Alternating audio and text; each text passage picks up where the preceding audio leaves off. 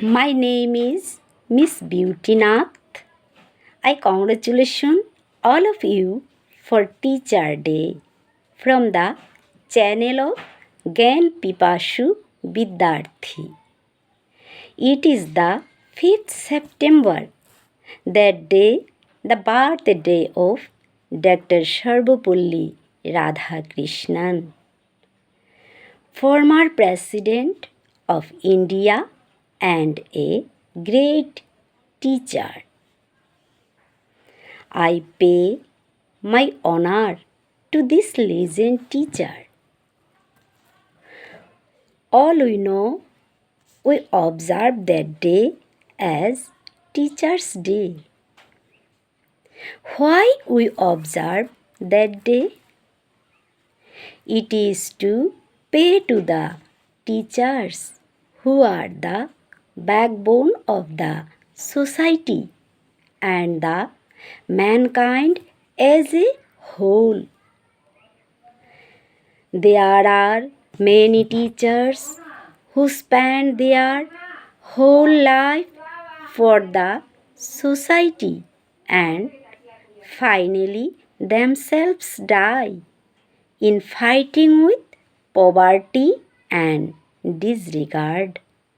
So, it is the day of Dr. Radhakrishnan wishes to recall the teachers, their contribution, and thus to form a rigid character.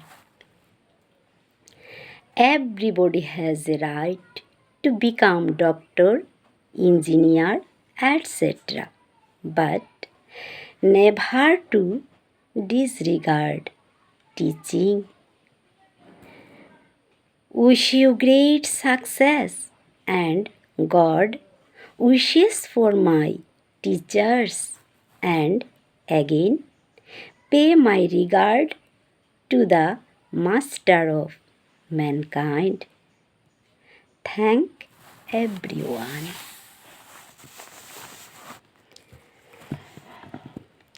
গাইব আমি শিক্ষক দিবসের গান, গাইব আমি শিক্ষক দিবসের গান।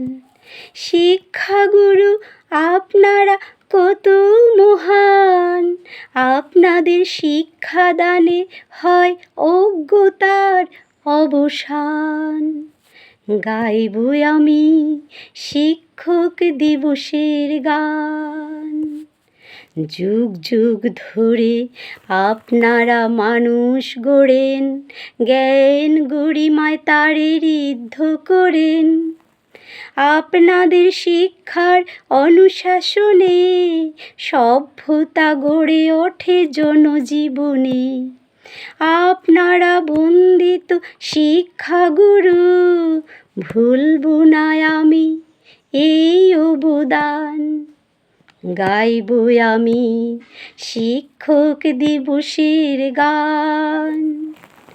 উঁচু নিচু ভেদাভেদ কভু না করে শিক্ষা দিয়েছেন আপনারা উজাড় করে।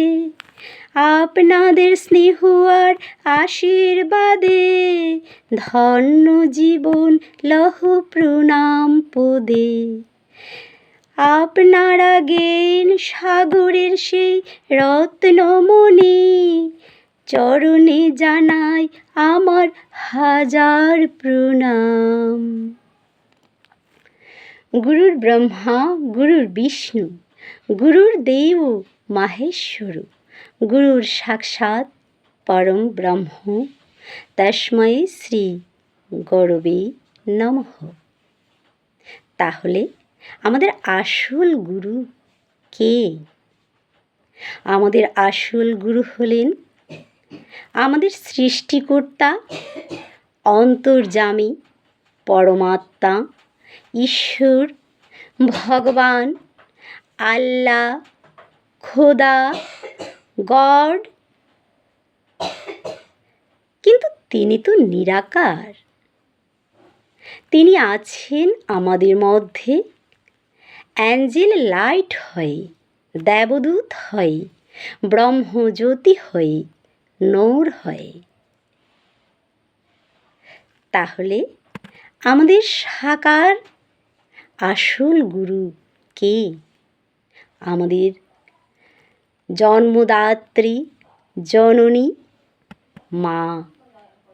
উনি আমাদের প্রথম এবং প্রধান গুরু, সাক্ষাৎ গুরু। মাতা পিতার পরেই আমাদের শিক্ষক শিক্ষিকা। তাই আজ শিক্ষক দিবস উপলক্ষে আমার শিক্ষক শিক্ষিকাগণের শ্রীচরণে জানাই আমার শাশ্বত বিনম্র প্রণাম। শ্রদ্ধাবান লভতে জ্ঞানম তৎপরঃ সমযতেন্দ্রিয় জ্ঞানম লব্ধা পরাম শান্তিম অচিরেনাধি গচ্ছতি। অর্থাৎ যিনি শ্রদ্ধাবান তিনি জ্ঞান লাভ করেন এবং সেই জ্ঞান থেকেই শান্তি পাওয়া যায়।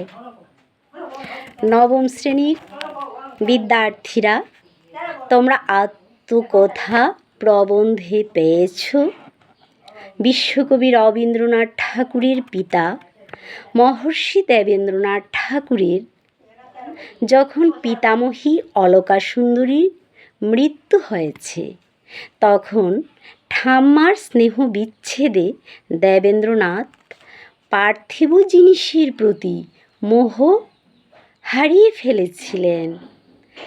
অনেক রকম তিনি চিন্তা করেছিলেন শান্তি পাবার জন্য। সবশেষে তিনি বলেছিলেন জ্ঞানের আলোকে ঈশ্বর দর্শন করবেন। তাহলে আমরা গরিব হই কিংবা ধনী হই, আমাদেরকে ঈশ্বর দর্শন করতে হলে জ্ঞানের প্রয়োজন, এবং সেই জ্ঞান আসে শ্রদ্ধা থেকে। তাই আমরা সবাই যেন জ্ঞানী হই, শ্রদ্ধাবান হই। তাই আমি সবশেষে সবাইকে জানাই শ্রেণীভেদে আমার প্রণাম, নমস্কার এবং আন্তরিক ভালোবাসা।